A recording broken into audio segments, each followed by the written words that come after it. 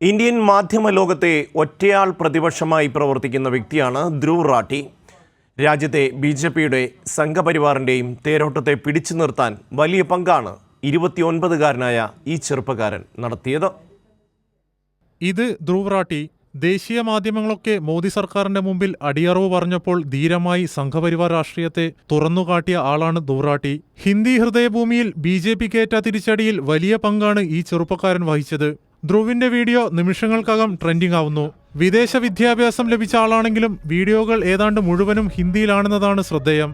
Electoral bond അഴിമതി, not നിരോധനം, ഇന്ധനവില വർധന, ആധാർ വിവരങ്ങളുടെ ചോർച്ച, സുപ്രീം കോടതി ജഡ്ജിമാരുടെ നിയമനം, കർഷക പ്രക്ഷോഭം, GST, മണിപ്പൂർ കലാപം തുടങ്ങിയ വിഷയങ്ങൾ ധീരമായി തന്റെ യൂട്യൂബ് ചാനലിലൂടെ തുറന്നുകാട്ടി. 21 മില്യണിലേറെ സബ്സ്ക്രൈബേഴ്സാണ് യൂട്യൂബിൽ ഇദ്ദേഹത്തിനുള്ളത്. 24 മണിക്കൂറിനിടെ ഏകദേശം 2 കോടിയിലേറെയാണ് ധ്രുവ് റാഠിയുടെ വീഡിയോയ്ക്ക് ലഭിച്ച views.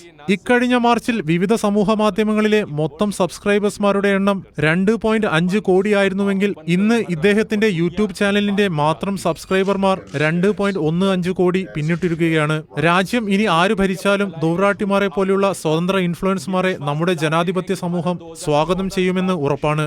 News desk, Kairali news.